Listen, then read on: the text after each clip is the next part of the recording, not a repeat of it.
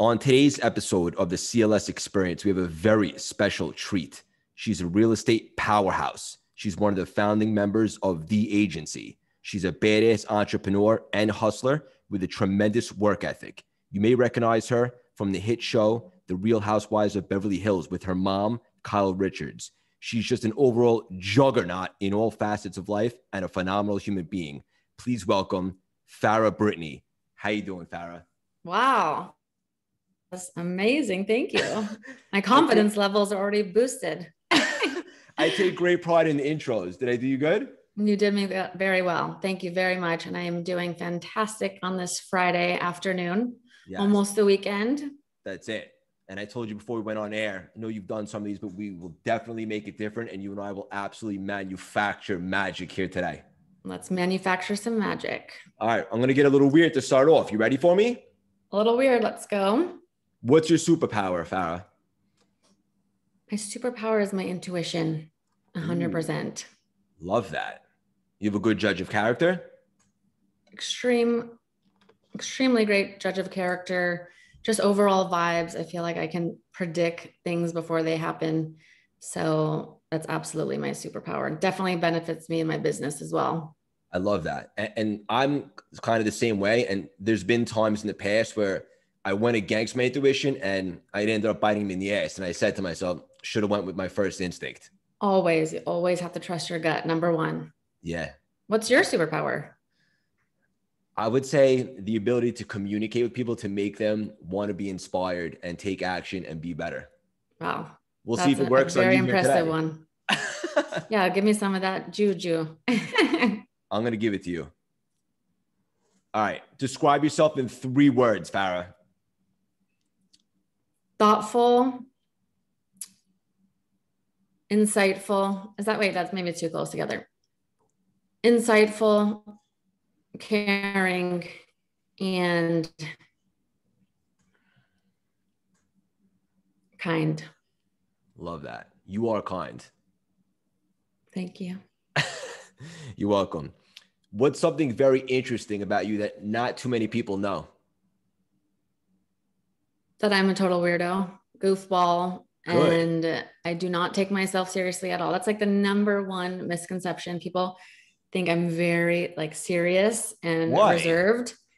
I don't know. I think that's the vibe I give off. I've been told that so many times. And people who know me, I'm completely the opposite. Good. 100%. I'm glad that you said that because I'm a weirdo and I don't shy away from that. I embrace it. It is what it is. Yeah, it's the best. Who wants to be? Everything else is boring. We all have to embrace our inner weirdos 100,000,000%. 100% agree with that. Normal is overrated and boring. Absolutely. Farah, when was the last time you had an unbelievable belly laugh? An unbelievable belly laugh. Ooh, wow. It's got to have been with my sisters. I feel like my family, we have the same sense of humor. And probably about a week ago, my sister came over for a little chat and we are always just laughing when we're together. That's the best. So it's the best. Which Nothing sister? Better than a belly laugh. Alexia. Nice. So she is 7.5 years younger than me. And the past few years, we've started to get very, very close. And it's just such a beautiful thing when you're close with your siblings. My brother is my best friend in the entire world. I only have one sibling. Ironically, he's also 7.5 years older than me, but really? Yeah. Oh my God. He's the best. Whenever we're together, we can't stop laughing. It's hilarious. So probably when you were younger, you probably weren't that close. And as you start to get older, just like that age gap just shrinks. To be honest with you, we've always been very close. People think it's weird. Like I never got in a fight with my brother since I can remember, like 20 years. People think it's strange. We just have such a special bond and relationship, but it's definitely gotten closer as we've gotten older. And probably because of the age gap is why you never fight. Because I find that with my younger sisters as well. Yeah, that makes sense. Cool. Now we're going to get a little deep. You ready? Let's get deep. When did you officially become Farah 2.0?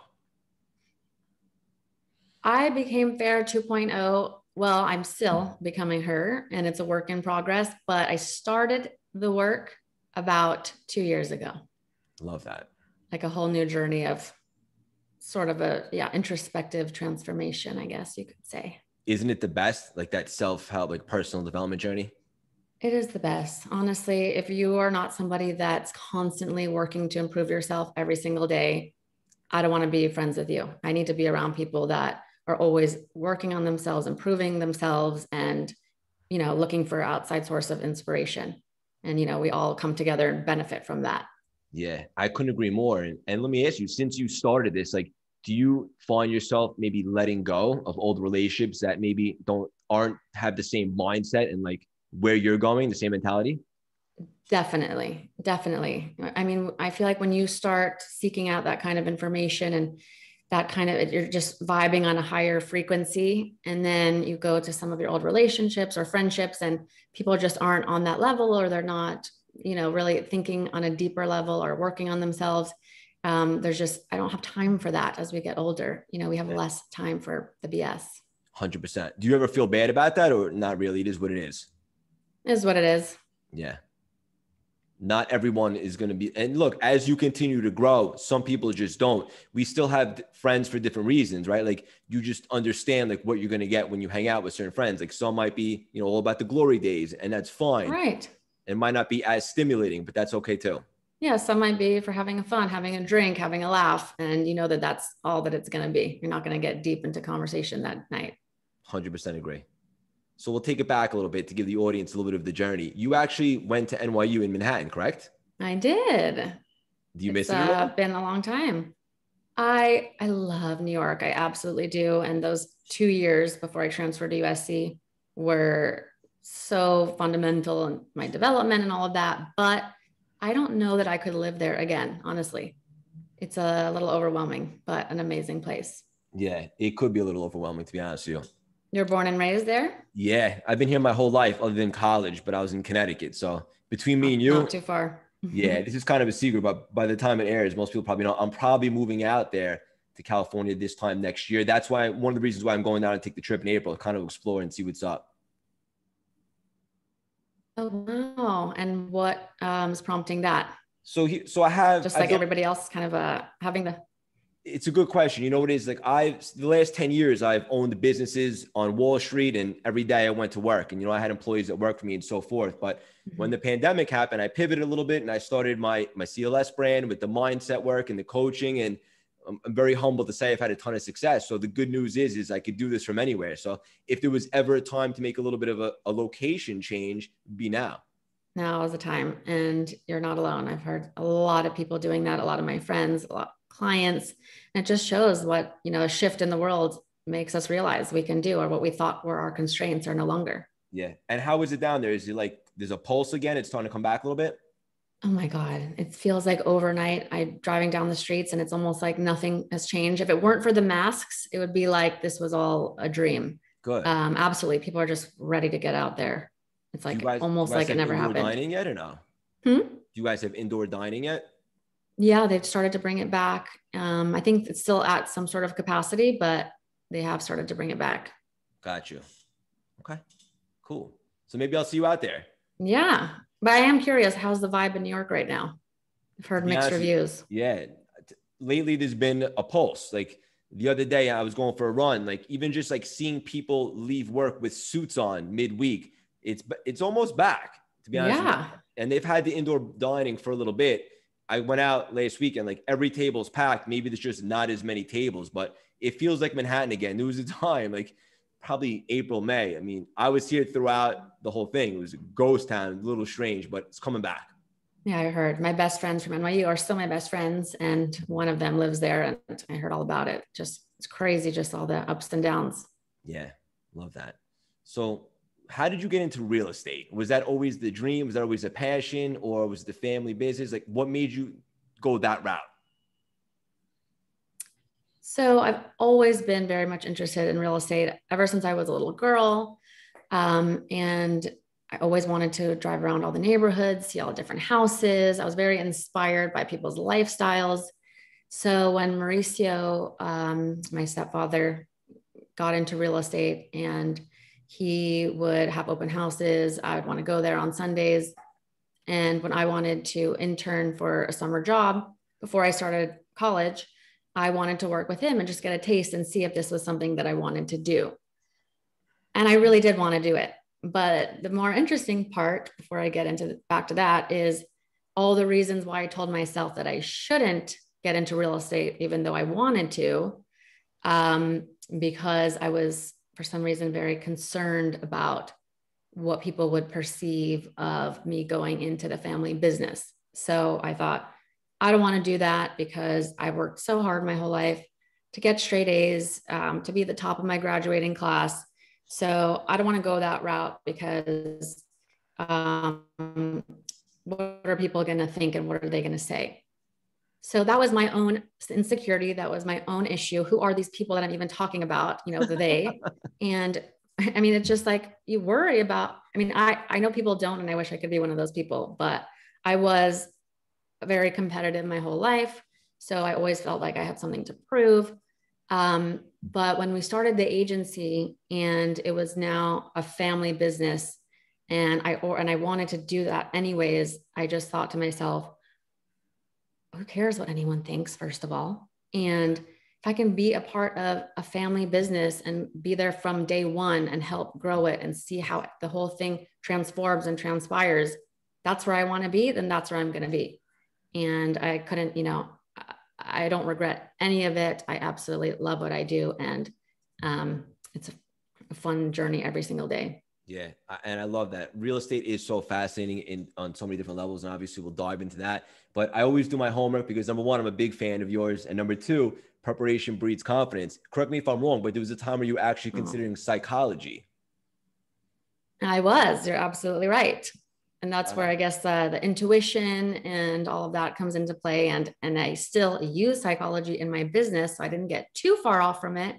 But I wanted to be able to have different experiences all the time. And I just couldn't really see myself in that field ultimately.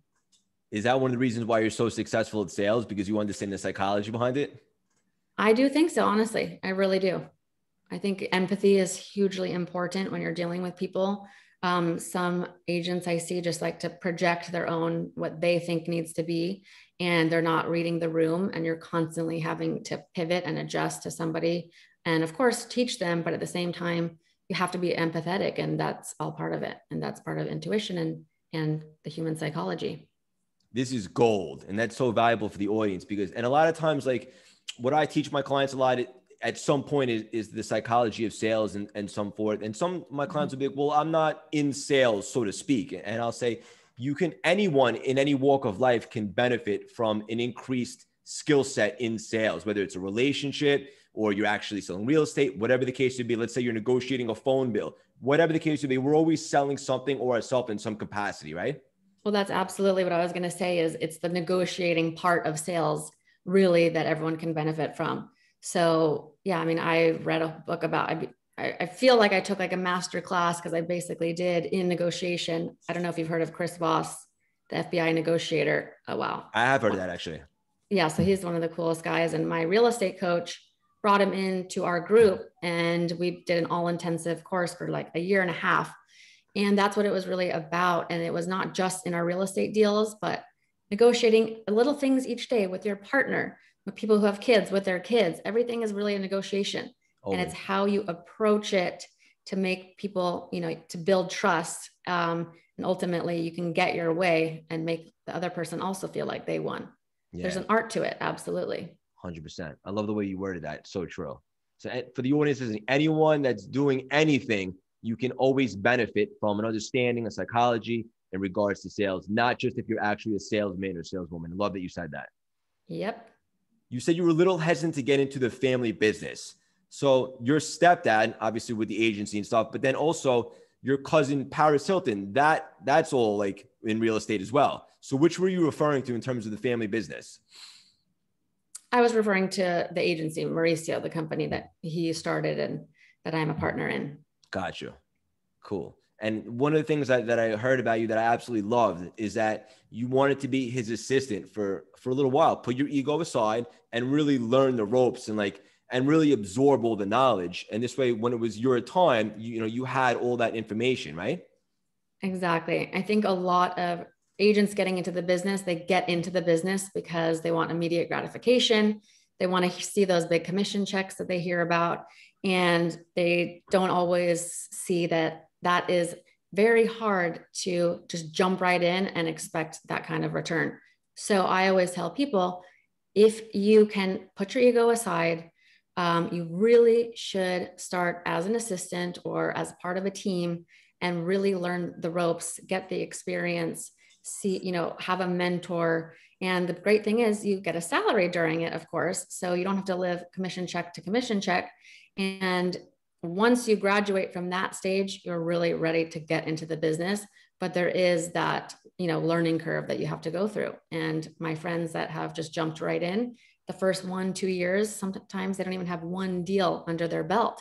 And had they just, took a different route, they would have been in a much better position. Yeah. Or even worse, maybe they'll get lucky with the deal in the beginning, and then all of a sudden, then they have a dry spell and they're like, I don't get it.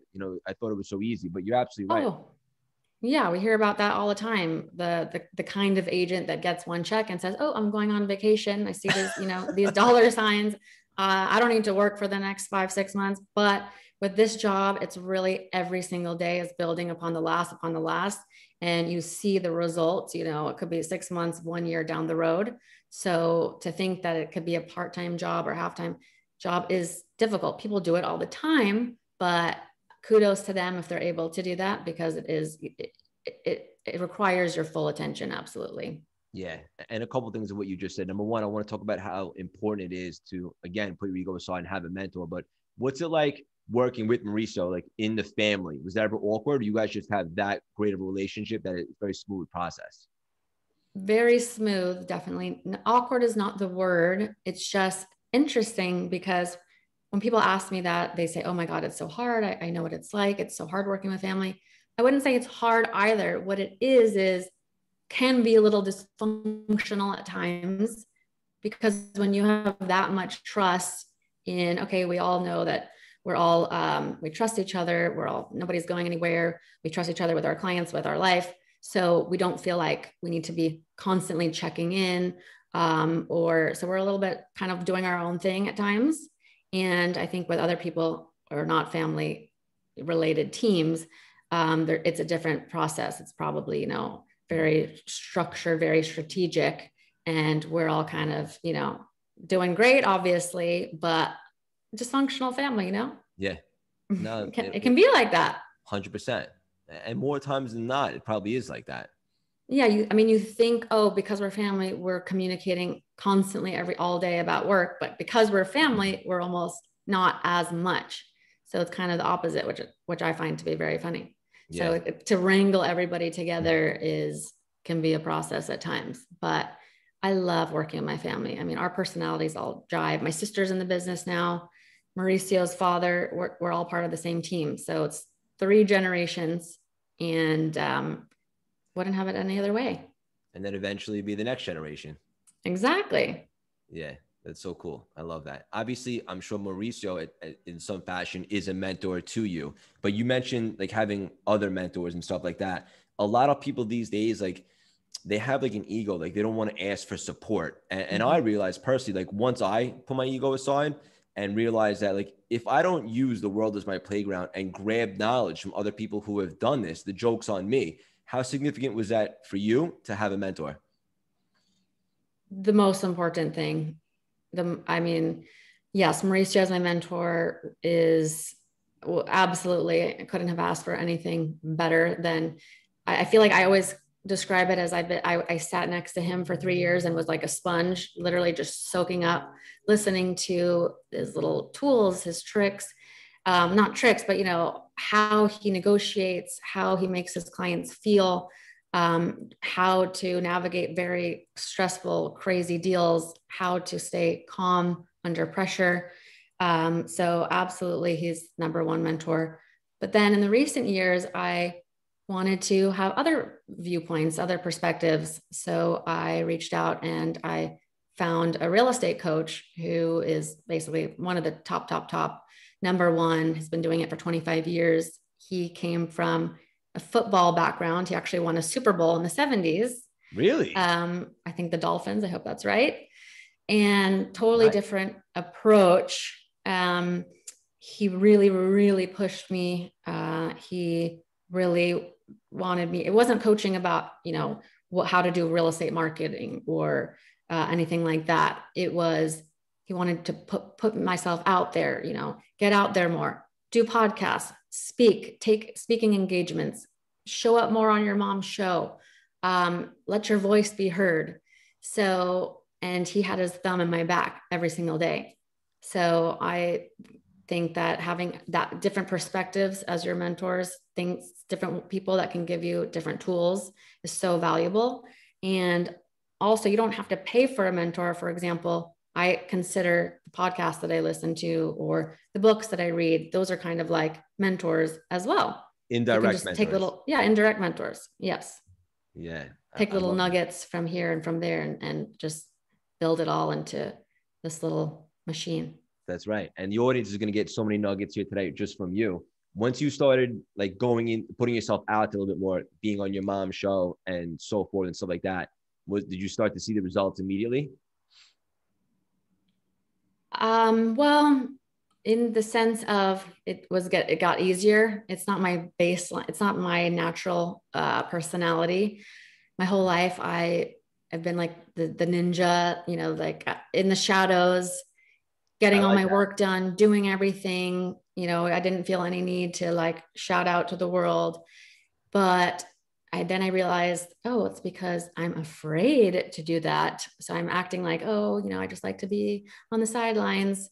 No, it's because I was afraid to kind of be more in the spotlight.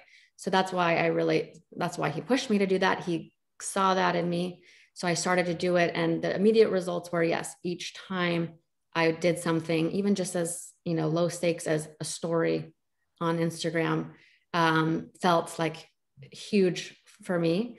And just one by one, little by little, realizing that, okay, who cares? Nothing happened. I didn't die. I'm alive. It's all good. And it got easier. Yeah. And I can relate to that because when I started my CLS brand, like I had built successful businesses, but never like online. So once I started putting out content and so forth, it was me stepping out of my comfort zone. But the first time I did, it was kind of liberating. Like the shackles were removed. And then, like you just said, it gets a little bit easier every time, less scary, so to speak. Right. I mean, I think anytime you're putting yourself out there for people to judge, and especially since I didn't ask to be, have these family members or be on this TV show, I didn't necessarily ask to have all these eyeballs on me. It felt like extra pressure. But then you really come down to it and you just think to yourself, I'm just stopping myself from doing great things. And for all these people who I never even heard of, I don't even know their name. Yeah. So the joke's on me. Yeah. And you've gotten significantly better, like dealing with any type of, I don't know, hate that comes your way, right? Because listen, if you're going to take a shot at life, no matter what you're doing, there's always going to be opinions, even if they're completely irrelevant. Exactly. Yeah. If you want to be successful in life or do great things, you have to know that it's going to come with negativity, judgment, some haters, and that probably means you made it. So if you can look at it that way, then it's a great thing. The only time it doesn't come is if you're just coasting and you're not really taking a shot at life. Exactly. You can't expect change if you don't go the extra mile to get that change. You really have to constantly work at that. I like how your mom deals with some of them. She heckles with them, right?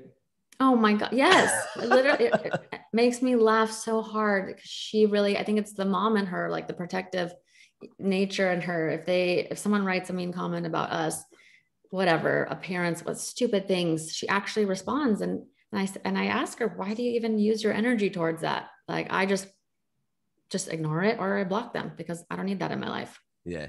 Good. I love that. Another thing that I heard that you say, which I really love, because I don't have that much experience in real estate, honestly.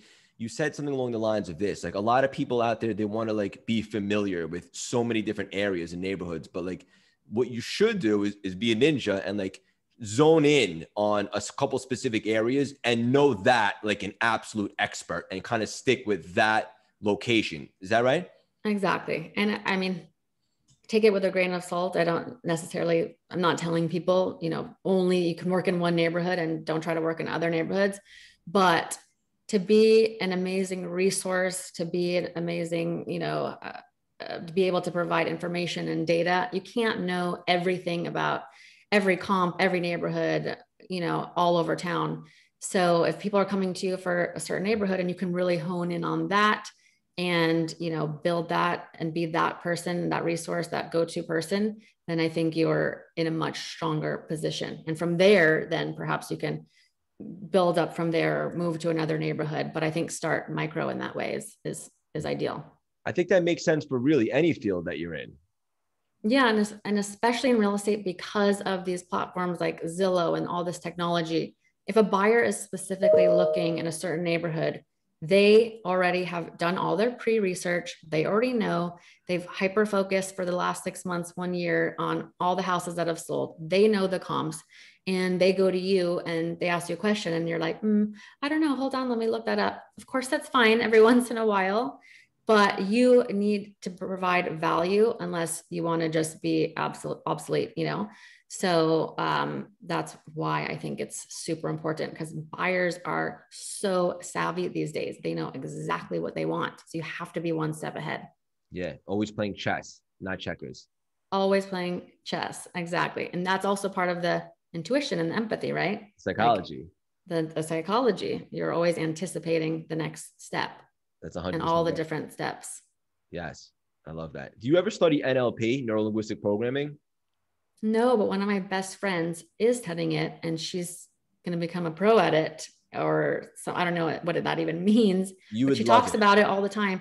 And I know it relates to things that I am interested in and I talk about, because that's how it comes up in conversation, but I don't know enough about it.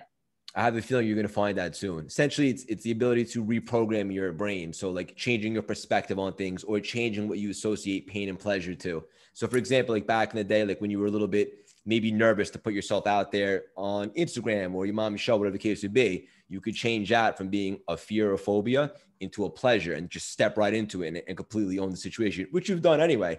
But NLP, it's a cool technology to kind of make change fast. So I think this is related to, have you heard of Dr. Joe Dispenza? Yes. Becoming Supernatural. So this is how amazing my real estate coach is, by the way. Tell me. That's the other person, or the other book that he had us read. I didn't read the whole thing. It's very, very, very long, but he basically would teach us every single day that you can literally create your reality and rewire your brain to think you're already there. So He would have us write these visions of our life, our goals, our inspiration, everything, write it all out, type it all out, even put it to music, and have us read it over and over and over again, meditate on it, and really trick your brain, because your brain doesn't know the difference. Is this what we're talking about? Yes. Into thinking you're already there. You're already that person. You're that, you have everything that you need. You have that success. You have all that. I mean, material and non-material things. Even with your health, I've heard that people who had cancer, was, I guess, able to make it go away in some sense. So yes, I'm very interested in that. I didn't even know that was what it was called. All that stuff that you just referred to, especially him, Dispenza, that's all NLP. So you are familiar, and I'm thinking. Got it. Okay, good. You love this. Very into that stuff. Yeah, it's really cool, and it's really fascinating how like you changing your perspective, you look at things, and everything opens up and changes. Yeah, and I think bringing in that scientific aspect of it, hopefully people who thought it was maybe a little woo-woo or something like that can understand it's actually proven in the brain, changes literally your chemical composition, or whatever you call it. That's right. Which is incredible. Science. Yeah. I love that. Also, another thing that you said that really stuck out to me is, a lot of people think that you have to have this overwhelming, injection of confidence to get results. But I heard you say sometimes maybe it's the opposite. Maybe you don't have all the confidence, but you step up and you take some messy action, maybe not the perfect, but you take some messy action, and then that creates confidence. This is probably one of the most valuable things that I learned about a year and a half ago, because as a perfectionist, it's a good and a bad thing, but I learned more and more recently being a perfectionist is way worse of a thing than a good thing. Again, that was the old me, Farrah 1.0, thought that was such a great thing to know about myself. I like to get things perfect, not be perfect, but get things done perfectly. And then realize, wow, there was so many times I just said, no, unless I have it 100%, I'm not going to do that unless I know I can be the best at that. I'm not going to do that. And I heard from one of these mentor people that I had in my life. This is another one, that sometimes you need to commit and then the confidence will come. So just commit to that one speaking engagement, commit to doing that podcast, whatever. And if you just know that you're going to be there and you're going to show up, the confidence might come after, and it might not be when you're ready. So we hear a lot now on social media, you know, no one's ever ready. That always sticks with me now, you know, and you just got to start now. But it's true. It's all over social media. It's trendy, but I agree with it 100%. And you, because like, I'm not a parent. I know you're not, but like, no one's ever ready to have a kid, or no one's ever ready for that speaking engagement 100%, or to go to the you know, the open house, whatever the case may be. You step up, you take some action, and then the experience creates some confidence. Oh wait, I've done this before. It's my second speaking engagement. The first one wasn't my best performance, but I got it under my belt. So now I know what to expect, and so forth. Exactly. And then maybe by the third one, someone says, oh, you did a great job. And you think, oh, wow, I guess I did do a good job. Not that external validation is necessary, but I think it's all related. And then the next time you have a little boost of confidence, you might walk out there with a little more swag or whatever. And then that really just started ultimately with committing to show up. That's right. Yeah. So you have real estate mentors, which I think is fantastic, because you can't learn enough. Are you in any masterminds, like group settings, or just the one-on-ones? Both. Nice. So the real estate coach has also a group program, and it's just all like-minded peers, all trying to get better, do better. And, you know, bringing in different people like the FBI negotiator, Joe Dispenza. I don't know if you've heard of Patrick Sweeney, Fear is Fuel. Yes. So this is another person that our real estate coach brought to the table. Ryan Holiday, if you're into stoicism. So kind of just like attacking all angles of being your best self. So through the group though, is where I also learned so much from seeing all the different personalities. You have the ultra confident agents, people that are ready to speak up every second and ready to fail. Other people who really are having a hard time speaking up in the group setting. All different walks of life. And I think it's so valuable to learn from groups and not only have the one-on-one mentor, both. 100% agree with you. So many cool things. Number one, your mentor must be the guy, because those are some nice juggernauts that he's bringing in as guest speakers. The guy. Yeah, he is. The guy behind the guy behind the guy. That's awesome. Good for you. And then also, I agree with you 100%, because I pivoted a little bit from the one-on-ones and I started my own mastermind somewhat recently. And it was just the coolest experience ever. There's something to be said about like being in the same room as other like-minded individuals. And like you said, like maybe not everyone has the same goals or the same confidence level, but like everybody's there because they want to grow. They want to reach a little higher. And that rubs off on other people because it holds accountability. Absolutely. And then the next day, each time you learn something new that you maybe wouldn't have learned otherwise. Yeah. Always. Yeah. Love all of this. I have to ask you about your fitness routine, because I know you're on fire. And you've spoken about it on Instagram a little bit, and I'm big into fitness too. What is your routine right now? What's your deal? My fitness routine? Yeah. Okay. Well, we built out a home gym in our garage recently because of the pandemic. I've tried every single workout. I've done everything. And I've had trainers, all great. But I found out a very simple thing about myself. I need music blasting. I need to get pumped up. Like I need that bass, and I will put in so much more of an effort. So I'm using an app. It's called the Sweat app. Obsessed. But the music is what is making me work out so much harder. And people are like, oh, really? Like how do you find the motivation? Like you really follow this app? How do you show up every day? And I'm like, first of all, I see the gym outside my window when I'm making my coffee. So there's zero excuses. No excuses, but forget building a home gym. I mean, you don't need to have equipment to do it. You can do, go outside on the sidewalk, go for a run, get some little free weights. It doesn't matter. But I just know that I need that working out one-on-one by myself with music is all I need. And I've really stepped up my game. Love that. Do you run it all? I actually really like running. I do, but don't have room for a treadmill and I don't like running outside. Why not? So it hurts my knees. Really? Well, that's Yeah. understandable. And shins. That's Mm-hmm. understandable. But I actually enjoy running. I always have. Yeah. You are a runner. You already told me that. So Yeah. what is your routine? Are you into weights as well? So I And always everything? lifted weights. That was always my thing. But then 2 years ago, I got into running, and I have a little bit of addictive personality. And I ran 4 marathons 2 years ago, which was a lot of fun. And since then, I've kept Yes, running. yes, yes, I did. Yes. So running now is like it's my lifestyle. I love it. I run 4 times a week. The other 3 days, I'll go upstairs and lift some weights. But for me, running is where the magic happens. The weights is still lovely, but it's more to maintain. Okay, got it. How long are you running for? Depends on the day. Like Saturdays are the long runs, so I'll probably run anywhere from 10 to 15 miles during the week. Yeah. Usually just like 6 here and there, 6 miles here, 6 miles there. Oh, nice. So I'm the opposite. I just got really into weights lately and I love, love, love it. Nice. I just feel very strong now. I just have muscles that I'd never had before. Good.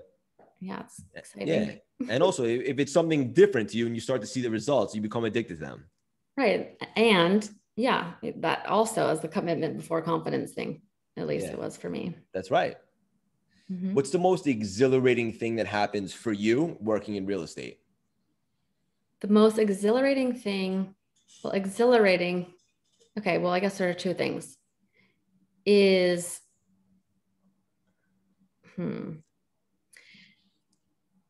is seeing these properties. I mean, I forget sometimes that I live in LA and I'm lucky enough to have the opportunity to see $50 million houses, 20, 30, even sometimes 100. And some of these properties are ones that you see on social media, but it's going all over the world. And I forget that I'm in the Mecca of one of, the most amazing places for real estate with some of the best weather. And I get to see these unbelievable properties as part of this is my day job. This is what I do. So, getting to walk those properties, seeing somebody's vision come to life, an architect's vision, a designer's vision, that is exhilarating. And maybe, every once in a while, I'll meet a very cool celebrity, and that's fun too, to try to keep your cool. Nice. But that's fun too.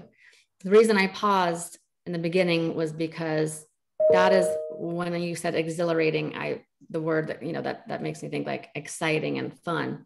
But I was thinking also, the experiences with my clients is what makes my job exhilarating every day or worthwhile. Them saying that, I've taught them something. Thank you so much. You've really walked me through this process. The communication has been great. And kind of feeling like we've collaborated on a deal is like also another form of exhilaration. Just feeling like, Love all yes. Yes. I love all this. This hits home. And the passion is no secret. Like it's oozing out of you. I could tell that you're doing exactly what you were born to do and you absolutely love it. I do. I absolutely love it. I'm very passionate about it. I think what's really funny is that for years, Farrah 1.0 thought to be very successful in real estate, you have to be this ultra, ultra high energy, shark-like personality, and just like bursting out of the seams. And I'm more of an introvert. I'm a little quieter. Like I said, I'm like the ninja. The ninja. And the ninja, exactly. So I thought, oh, there's not a place for me in, the top dogs of real estate because they are all these kinds of personalities. And I just felt so different from them.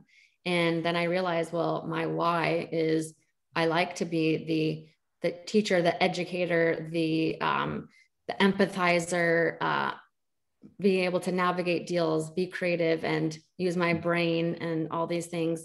So I found that you can have a different personality type and still be very successful in this industry. Love that. And everyone like this. What's the expression? Like there's a lot of different ways to skin a cat, so to speak. Yours is the Oh ninja no, approach. I love cats. Don't skin them. I'm looking at my two outside right now. No, I'm joking. I'm joking. That's okay. But I forgive love that you you. have your own approach. It's unique, and I appreciate Yes. that. Thank Yeah. you. Not everything has to be like a shark and, go high energy, still get the job done. Right. So That's definitely the takeaway. I understand what you do. Do you also invest in real estate also? I just started. There you go. Congratulations. Yeah. So that's like thank you. Thank you. That is my goal in life, passive income. So I just bought my first investment property and just renovated it. Yeah. Really, really is really exciting. I'm about to be a landlord soon. So hopefully this is one of many to come. And that is what I'm envisioning, a whole portfolio of, thank you, of real estate. So eventually I can just retire and let the real estate work for me, That's it, 100%. But even I'm sure you'll be well off, but you'll always do something in real estate because you're passionate. Oh, yeah, absolutely. For sure. I mean, I'm not getting out of this business, whether it's continue, depending on how long I'm a real estate agent, could be for life. Yes. But also when you invest and own a lot of properties, that's a full-time job in itself too, because you're constantly renovating, you're, exchanging, you're getting properties ready for sale, you're getting tenants in and out. So that is also a job in itself. Yeah. So is there like somewhere on the map, so to speak, that you would absolutely love to own a property in? Actually, it's not so specific about the location, because the best locations don't have the best returns, believe it or not, because of, the land value is so expensive. So I'm not actually too worried about locations, more just, I guess, in this quantity over, no, it could be quality and quantity, but yeah, the number of properties is usually easier to obtain in kind of out of region areas. Yeah. Love this. But probably like around LA would be easier to actually manage. So just anywhere in LA where the return is great and it all makes sense. Understood. I have to believe now is probably a good time from the pandemic. I'm sure things are down a little bit, right? No, not at all. It's crazy here. I mean, it's so wild because interest rates are so low. And I only said no like that because you would think that, absolutely. And no, I would love to get educated. Yeah. Like when the pandemic first started, we thought, oh, this is it. We've been on this uptick. LA has had this real estate bubble that just been waiting to burst because all real estate, happens in cycles. It can't go on forever. And so we were all preparing for the worst. And then lo and behold, the real estate has been absolutely crazy. The days on market have gone down because interest rates are so low and buyer demand is so high, always has been, but especially now, there's so much competition that our prices are staying very strong, and it's absolutely madness over here. So thank God, no complaints. Hopefully it stays like this for as long as possible, but it's pretty crazy to see. Yeah. So back out east over here, everybody was fleeing New York City. Like I said earlier, it was a ghost town. So the real estate in Long Island, like Westchester, all those places skyrocketed, and Manhattan went down a little bit, at least if you're, renting or leasing. But I heard that. Yeah. It's probably a good time to buy in Manhattan too, though. I've been thinking that. Like, I should start looking into the real estate over there. It's a very different animal over there, like everything, the process and all that. So I'd love to get educated on that. Yeah. Do you watch any real estate shows? Yeah, I do. I like on the spot. Yeah, I love to be challenged. I like both of them. The one $1 million listing in LA and also in New York. Okay. Yeah, it's so funny. Those shows are great. And it's funny because these are actual real estate agents that I interact with all the time. But in LA, it's just very normal. Everybody's on a TV show. Yeah. Even me. It's crazy. It's crazy. That's right. No, those I'm friends with Frederick from I guess he's on LA now also. He is? Yeah. Well, he moved here. I think he's on both shows. I'm a little behind. But I leased him his house when he moved here, and we became really good friends. Yeah. So Brian's on fire out here right now. I know. He's a new person that I've actually, because I don't watch that show that often. Yeah. But I recently started following him because he's so inspiring. That energy, that's just not who I am, but just a little bit of that energy, a little dose here and there is very inspiring. So I love the content he's creating. So yeah, I'm a new big fan. Yeah, love all of that.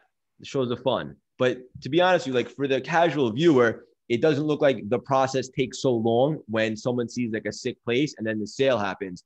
Behind the scenes, Oh it my takes a God. little while longer than that, correct? Yeah. You know how most of our clients do not want to be on TV. So, I mean, it's really hard. I don't know how they do it. They, figure it out, but not everything is how it appears on TV. Understand. Absolutely not. There's a lot more that goes into it. I believe it. Your work ethic is really remarkable. I appreciate it and respect it very much. For the audience listening, because it's something I get asked a lot, and I'd love for them to hear your perspective on it. Now that you're we've always been so ambitious, but like go, and you have so many things going on. Now you're doing the investing. How do you personally avoid a burnout, Farah? Oh my God. It's hard, but it's constantly on my mind because I don't do well when I'm burning the candles on both ends. I don't do well. So I do take self-care very much into consideration. I say no a lot to things that are going to drain me of my energy. I've learned recently just how precious our energy is. Yes. And especially for someone like me that is a little, on the shyer end of things, it takes me more to have it takes me more energy to expend, basically, I feel like, than your average person.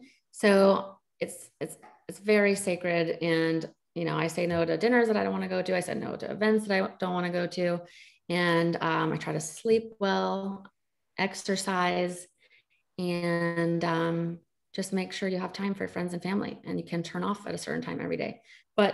And routine, very important. I agree. I'm big into structure also. And also something you structure said, is freedom. People don't, necessarily think that, but it absolutely I think is. it's the opposite, but yeah, no, you're right. When you don't have structure, that typically leads to procrastination. 100,000,000%. Yes. And also you mentioned saying no more. That's something that I'm working on. Let me be very clear. It's a journey, but I've been doing it with ease a lot more. Saying no to things that like are energy draining or don't necessarily serve me, or just to preserve my own energy. It's been a game changer. Yeah.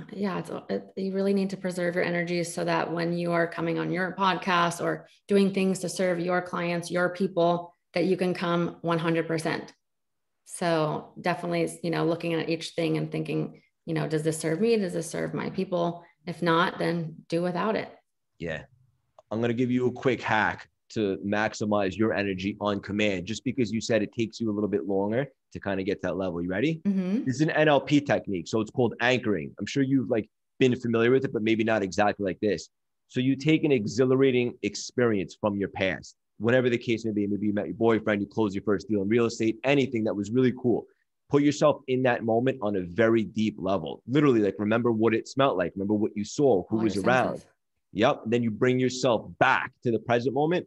And because you were in that exhilarating state, your state is immediately elevated. And then, as you know, from a high state, it's not what can I do, it's what can I do. It's a good technique to use. That's a really, really good technique. Yes. I love that. I'm definitely going to try that out. That's awesome. Thank you. Yes, absolutely. So my audience, I know, is going to immediately fall in love with you. I know that you're around. They can see you on TV, on Instagram. But where do you hang out the most? Where's the best way for them to follow you and catch up on what you got going on? Definitely Instagram. So you can follow me at Farah Britt with 2 T's. And that's where, pretty much that's the only platform I'm on at the moment. I will have a YouTube channel coming soon. Wow. That's the first time I've ever even said that out loud. Yes, but that is coming soon. So everybody stay tuned. What kind of content can we expect? Or is it a surprise? No, it's not a surprise. It's going to be a mix of lifestyle and real estate. So, just things I do on the daily, fun stuff too, skincare, makeup, beauty, fashion, mixed with real estate tips, going, on a day in the life, staging a house, Q&As, all these kinds of things. Just a place where I can get more engaged with my audience and bring a little more to the table. I love it. And for the audience, by the time this episode drops, we'll have over 100,000 viewers, downloads. Go say what up to Farah. She doesn't bite. She's very friendly. Speak to her on Yes, please Instagram. do. And Yes. congratulations to you. This is awesome. And you're an inspiration to me as well. Thank you so much. I appreciate you saying that. And I want you to know that you don't shy away from your challenges as they've shaped you, something I find very relatable and liberating. You're the definition of perseverance and grit, from finding yourself as an assistant to now fulfilling your destiny as an absolute juggernaut at the agency, learning everything there is to know about real estate, now investing and continuing to blossom and evolve as Farrah 2.0. I could personally guarantee that your best is yet to come. You're someone I admire, I appreciate, I respect very much. I can't wait to continue to watch you fly. And this will absolutely not be the last time that we collaborate. Amazing. Wow. You're definitely leaving me with good vibes. And I'm feeling very inspired. Thank you so much. Yes. Have an And I unbelievable appreciate weekend. you.